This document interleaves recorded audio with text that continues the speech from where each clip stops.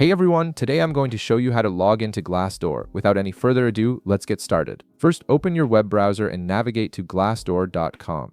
Once the homepage loads, direct your attention to the top right corner of the screen where you'll see a Sign In button. Go ahead and click on it to proceed to the login page. Now you'll be presented with several login options to choose from. You can continue with Google, continue with Apple, or use your email address directly.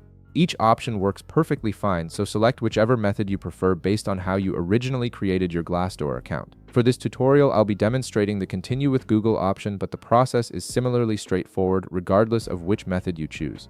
If you're using the Google login option like I am, click on Continue with Google. This will open a new window displaying all the Google accounts currently linked to your browser. From this list, click on the specific Google account you want to use for accessing Glassdoor. Make sure you select the correct account, especially if you have multiple Google profiles signed in on your browser.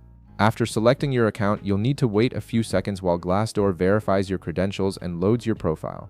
This authentication process is completely automatic, so there's nothing you need to do during this time. The system is simply confirming your identity and preparing your personalized dashboard. Once you're successfully logged in, you'll have full access to all of Glassdoor's features. You can view and edit your profile, search for job opportunities, access your saved jobs, check the status of your applications, and manage your job alerts. This dashboard is your central hub for all career-related activities on the platform, making it easy to track your job search progress and stay updated on new opportunities that match your preferences. And that's it. You've now logged into your Glassdoor account and can start exploring job listings and company reviews. If this video helped you out, be sure to leave a like, subscribe, and I'll see you in the next one.